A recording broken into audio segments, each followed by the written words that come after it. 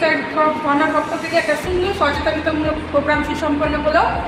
আর যে আমাদের যে সুবিধা সেটা একটা গর্ভ নিরোধক পিল, যেটা ব্যবহারে মেয়েরা মহিলারা আর কি সুষ্ঠুভাবে তাদের পরিবার পরিকল্পনা করতে পারে।